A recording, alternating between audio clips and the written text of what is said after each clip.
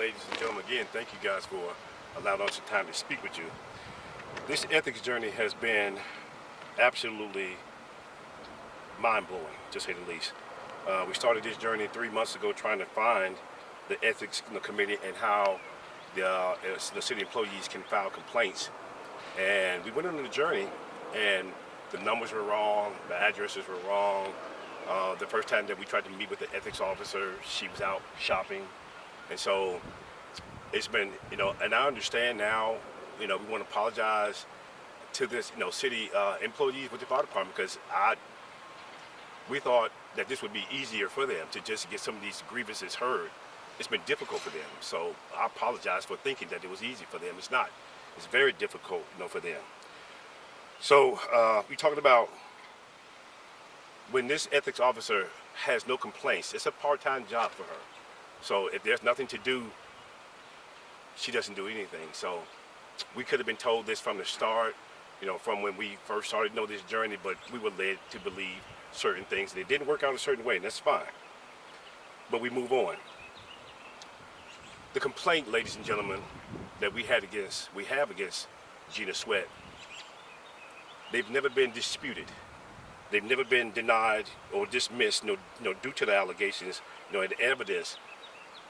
It was actually the technicalities that got these ethics complaints dismissed. The city of Memphis has never refuted it. Gina Sweat herself, in public, either you guys have gone to her publicly and asked for a comment, she still refuses. So, it stands to reason that we are telling the truth, and we have factual documents that back up everything, that we said. So it's just become very clear that the limited scope of the ethics board, as they explained it to us, if Gina Sweat did not benefit financially or monetary from any of the things that that's been alleged, then they can't hear that at that arena. So where does that leave us? The city council. The city council has to amend certain ordinances to expand the role of the ethics committee. Without it, the employees that have no issues, citizens that have issues with the ethical, and that word ethical or ethics has been disputed as to what it actually means, but we all know what it means. But they're actually looking for a bigger role than what they've been given in this. So today we're calling on the city council, Mayor Young, we're calling on you to act, and you guys have to ask yourself, are you going to be truth seekers, or are you going to be, a part of that group that's a part of, the willful ignorance and conspiracy?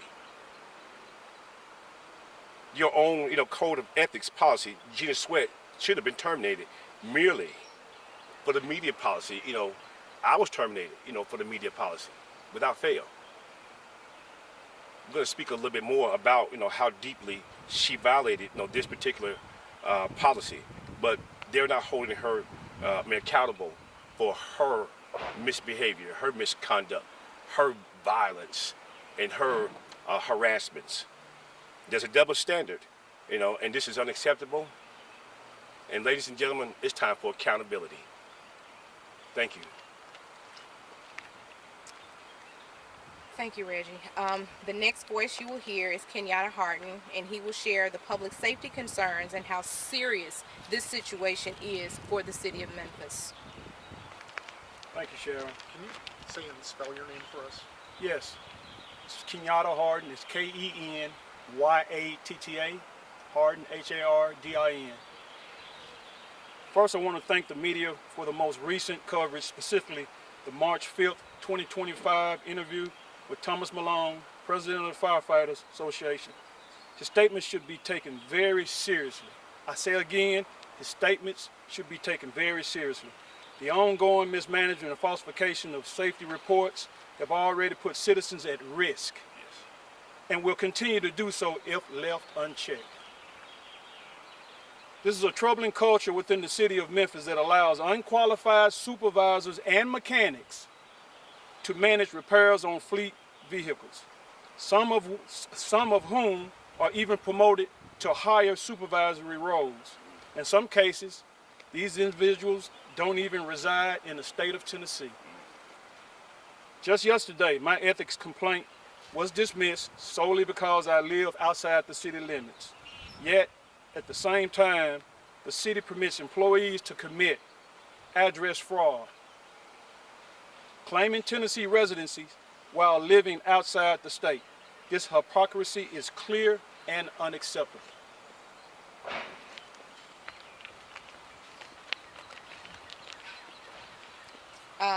As we stated in the press release, we will provide additional proof documents that demonstrate the immediate need for her removal.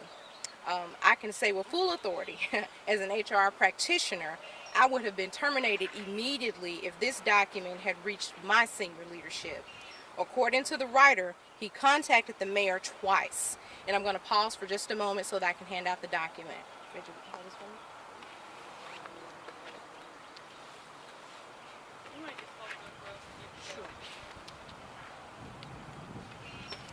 And I will give you copies of this.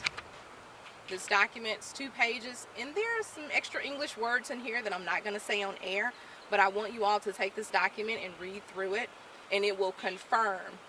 Again, had I said any of these things and done any of these actions, I would have been immediately terminated. Why was Chief Sweat not terminated? That's a question we need to get answered. Why was she not terminated?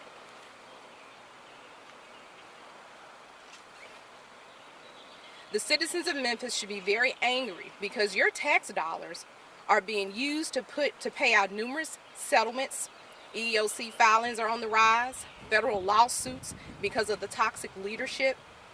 The second document that I want to share with you is where Gina Sweat has been in her position for more than 7 years. Is that correct? Somebody confirm it? 8+ years. 8+ years. And now she's reaching out to her colleagues, asking for their assistance for disciplinary matters. And she's asking for those responses to be emailed to her City of Memphis email. So you guys can request those documents if she doesn't delete them by the time this is shown. Ask yourself why. Why are you now asking for assistance and you are the chief? Why are you asking for help from your colleagues? Why is that? There's a lot of pressure on the department right now because of all the things that are going on. I encourage the investigative reporters to dig deep into this issue because filing EEOC complaints is not something you start with. It's a driver for not being heard through the channels internally. And at this time, we're going to take any questions that you may have, and I am going to show you this second document and give you copies as well. For both of y'all, what is your relationship to all of this? I've never met either of you before. Okay, Scott, right? Yes, sir. I've seen you around for a long time. Scott, hi. My name is Reginald Davis. I was a former lieutenant with the Memphis Fire Department. I was hired in April of 1989, subsequently terminated in, I want to say, May of 2011 for a violation of the media policy. Filed a civil service complaint, or rather appeal, and it took 13 years. 13 years. To resolve that issue. And so I filed a complaint against Gina Sweat to be reinstated so I can finish my career honorably. She denied me. She can, and I know it's up to her discretion, but your discretion cannot be discriminatory when you've allowed over 30 plus, Caucasians to come back and finish their careers. You've rescinded twice 2 Caucasian, officers to finish their careers. I think I'm the only African American that she has denied or rejected that opportunity. And did she allegedly make any racial comments to you? No, Okay. she has not. But again, I'm African American. You didn't let me, finish my career, but you let Caucasians come back. Right. You rescinded their terminations long enough for them to retire. I didn't get that privilege. All right. Yes. Once again, my name is Kenyatta Harden. Started with the fire department in 2005 as an apparatus maintenance mechanic. And in 2017, I was demoted. And after that, I was terminated. So I am what you call a gear turner. I was a supervisor on second shift lead man. So I have first-hand knowledge of the state that the fire department fleet is in. it's really bad, and this is something that actually started 10 years ago. So, like I said, I salute the president of the union, firefighters union, speaking on this, but it's sort of late because this downhill spiral of the fleet started about 10 years ago, and it's in worse condition now that I think anybody has ever seen. And I have not covered this before. I know we have as a TV station, but what are the complaints against Swea? The complaints, Yeah, they're from what I understand, they're racial in nature. there's a lot of complaints. I mean, It's a lot. it's About 10 of them. yeah, you got nepotism, retaliation, failure to hire, fail to promote, whistleblower, harassment, implicit bias, hostile work environment. I mean, the list goes on. Yes. And these are conditions either Gina Sweat took part in or either let fester at the workplace under the division of the Memphis Fire Department. Okay, and so these people who experienced this, what you just referred to, they attempted to make complaints and they were not allowed to, or how did that work? Well, Go ahead. thank you. Yeah. So, he and I had already filed our complaints long before any of the recent complaints came out. And just hearing, what was going on, from the people that actually worked there, looking for a resolve, looking for answers, looking to somebody who would hear what they had to say, because they were afraid, Scott, to lose their jobs. Same thing happened to me, right? And so they took this abuse. Matter of fact, they're still taking this abuse. And we are championing their cause for them. In our last interview, we said they cannot come forward and be seen talking to you guys. Can't. And we will not allow them to. So we still get, we're still getting phone calls even today. We still have other complaints that we are still working on. And like Sharon mentioned earlier, the EOC complaints started with 8 African-American candidates for battalion chief. It has now swelled to over 24 EEOC complaints against Gina Sweat for various reasons. And it's just not black, there's Caucasians, it's just not males, they're females as well. They're looking for the opportunity to tell their story. Now, City Council has been briefed with the documentations that you guys have, the fact sheets. We challenge them to go find out, if all these things are true. So you have to look at it this way from this standpoint as well. Think about Dr. Fagan and what she's had to endure. Look at the matter, what that lady had to endure. Look at Edmund Ford, who actually worked for the city, Edmund Ford Jr., who actually worked for the city, but because of his indictment, the city of Memphis relieved him of duty with pay. He only has, like a handful of allegations or so on and so forth. Gina Sweat has almost over 40 complaints and allegations against her that are proven with documentation. And yet Paul Young refuses to remove her. Had it been C.J. Davis, it would have been a question. She'd been gone. So you have to ask yourself this, Scott. Why? Why is he protecting her? Or why hasn't City Council moved on this matter? With the police, the former assistant police chief of the Memphis Police Department, Sean, if I forget his last name, he was from Georgia, right? They said that he voted, down in Georgia. That wasn't the reason why he was, unmoved. Rather, he was unseated. There were allegations of, there was a morale problem. Well, what do you think is going on with the Memphis Fire Department? I said this in our last interview as well. Everybody single here knows, at least one fireman. And they've talked to you guys about some of the craziness that's going on. You're shaking your heads, okay? That's why they can't come on camera and say anything. Otherwise, they risk putting their livelihoods in jeopardy.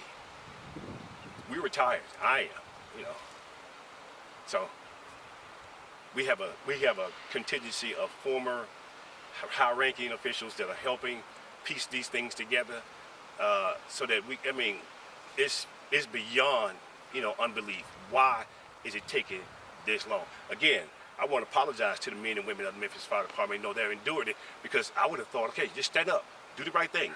Everybody speak up. This is a process that I have never seen in my life, nowhere. What's your answer to why she's being protected? What would you say?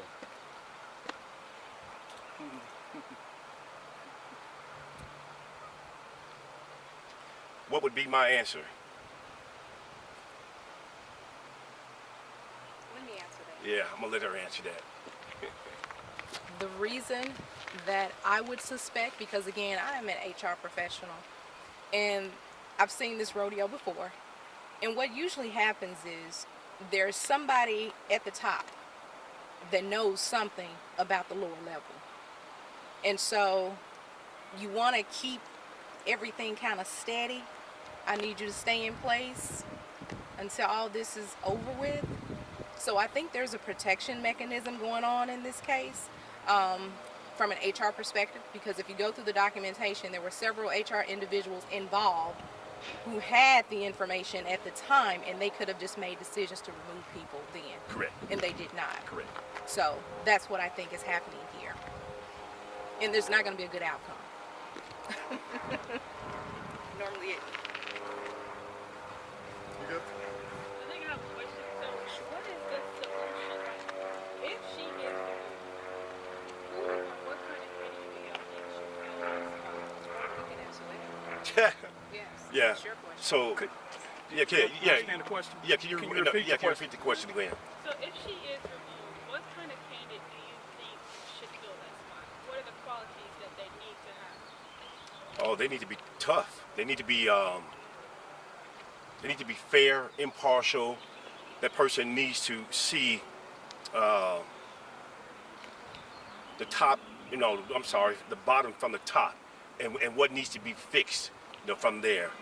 When you have people that you place in, in certain positions, and it's almost like, they're overseers. If you get out of line, I'm gonna tell, so and so and so and so.